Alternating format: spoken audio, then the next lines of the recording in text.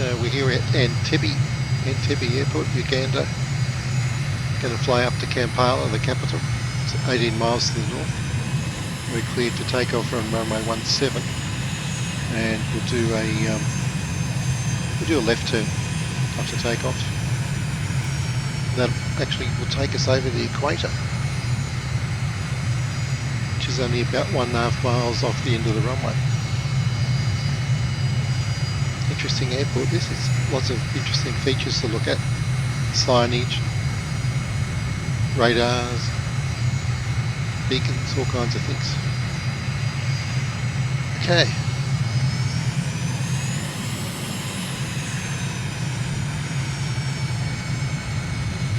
Full power. And airspeed's alive. 20 knots. 40. 60, 80, 100, rotating, climbing out. Whoa, just leaning on the left rudder a bit there. Look at the signage over there for example of what I'm talking about. That's cool. 150 knots, flaps up. And that island out there is about on the equator. So as I do a lazy turn to the north, into the sun actually, we will just touch the equator. Mike India Golf 1. Heavy Tower MiG-007 frequency change. You can tell we're at the equator because look how hot it is. Quite hot. Okay, turning back on the track.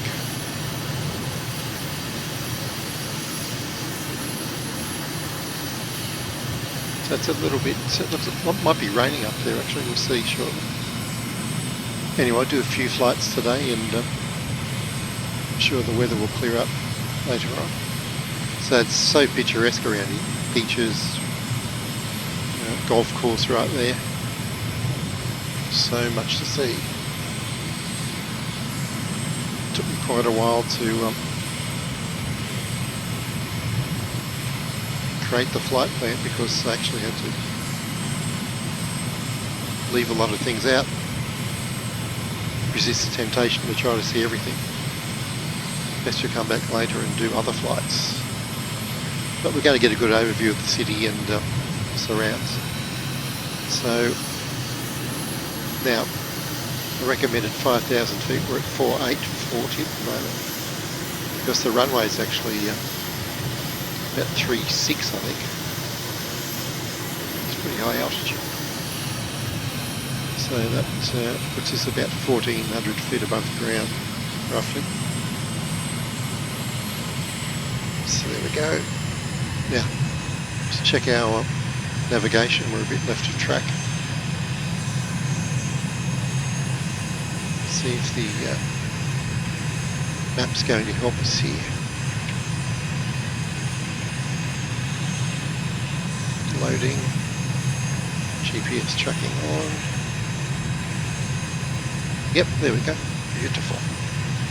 5,000 feet on the magenta line heading to WP1, which is of course waypoint 1. That's the tallest building in the capital.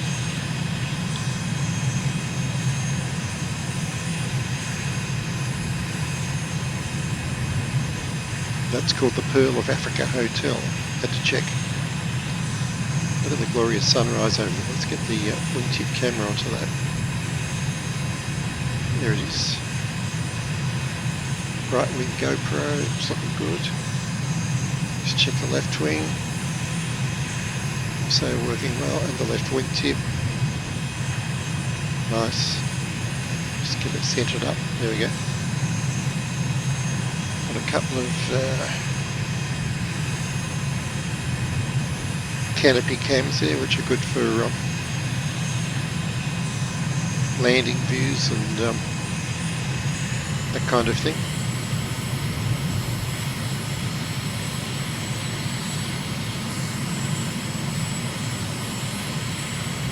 So you can see it's very picturesque, even though the colours, of course, are a little bit muted because of the low angle of the sun. Let's get our speed up a little bit. So you can see, yeah, 5,000 feet is really what you need to clear the hills around here. Pretty safe. Now I think we can see our building. Just going to turn left a bit. Get the right wing cam going. I think I can see it. Yeah, peering out of the gloom. That's the one. Just see it, and there's a lake in front of it, which I did not notice when I set the drone up, but that's handy. Very handy. So we'll come down a bit, because I'm a couple hundred feet high anyway. So there's a lake, and I believe that's the royal residency on the right there, and the lake points us right towards the building we want.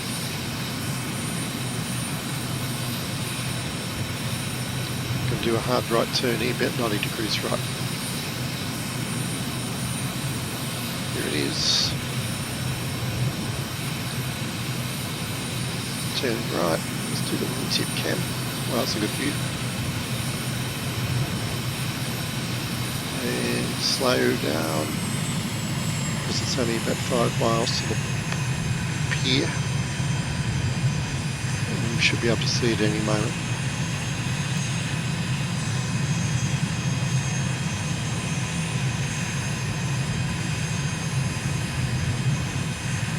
Yep, you can see it just before the river mouth up there. What's it called? It's called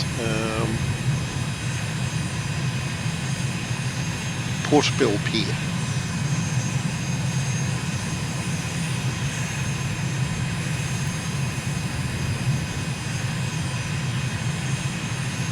Pretty easy to spot. There it is. Excellent. Now at this point we do another 90-degree right turn and enjoy the coastline all the way back, almost to the equator. Let's get the right wingtip camera out. There we go. Yeah, look at where the sun starts breaking through. We get some beautiful colours there. So that's Kampala.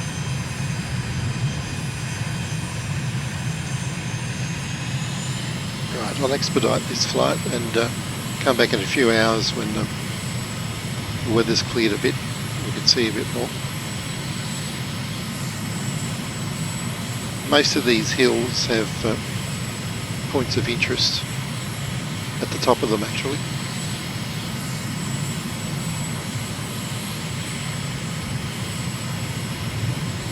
By which I mean if you go to Bush Talk Radio or Google Maps, you'll find information about what you see there.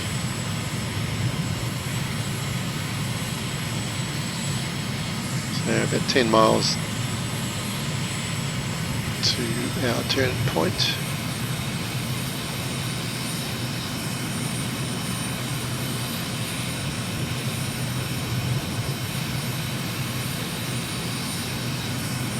Yeah, it's just too much information to process. First time you do a lot of these flights. So many places to see. And that's why I like doing them a few times, at least. A few dozen times would be good, but depends how much time you have.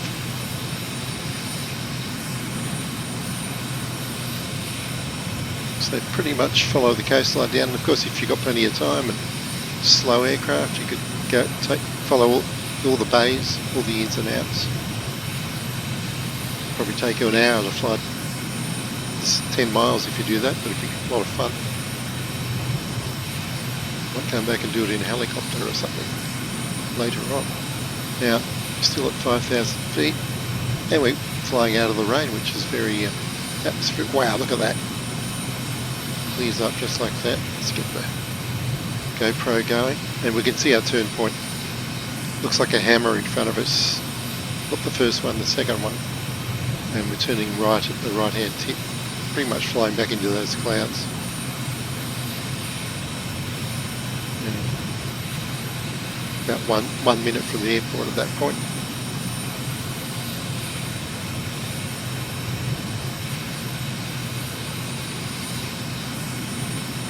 It's a very distinctive peninsula. It's got a very narrow isthmus connecting it to the mainland. Oh, into the clouds. Let's go down a little bit.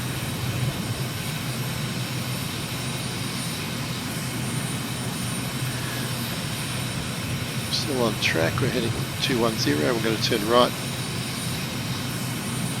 at the end of this island. Well, it's almost an island. Turning right here. About 80 degrees right, and we should see the airport.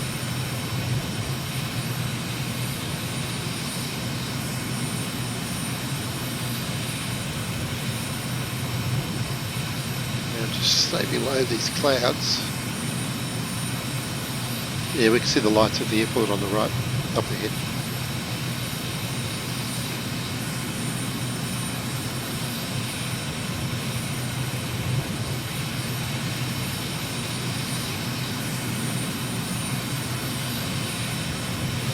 Let's call them up.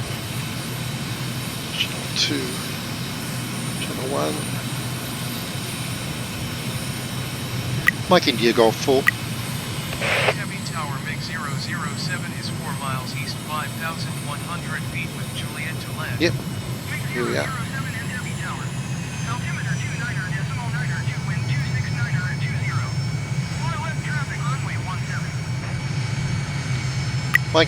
Mike India Golf 1. Mike India Golf 1. Left downwind runway 17 MiG-007. So runway 17. I think it's the one we took off from, from memory. I've got it. Yep, it is.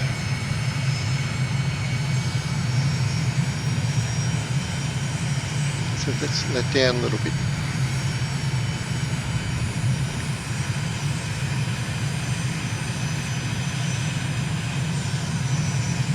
Yep, there we go, runway 17. MiG-007 wind 269er at 20.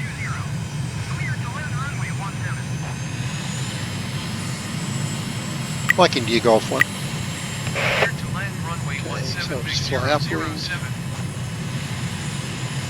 We'll go crosswind here.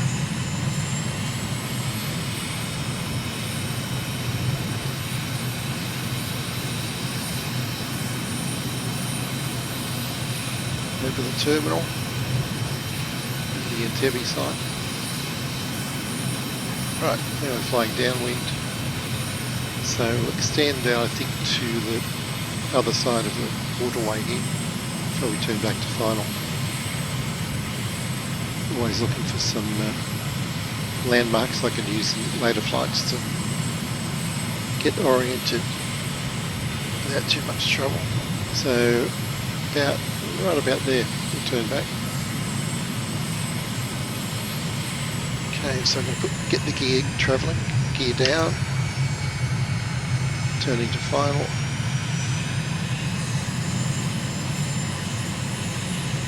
Watch the speed in the turn, bleeds off a lot. Gear is travelling, flaps down. It's a nice short final.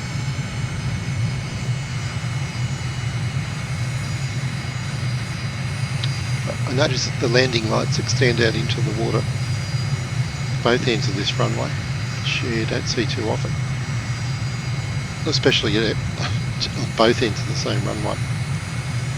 So that's pretty cool. Alright, let's get lined up, bit of crosswind here, speed brake out.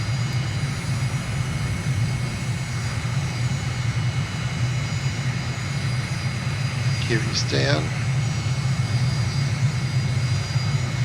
Speed brake in. It's going to be a pretty long landing, but it's okay. 110 knots, sinking, flaring.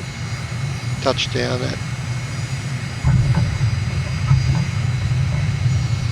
about 100 with a rather wobbly post-landing manoeuvre because I wasn't paying enough attention to the rudders.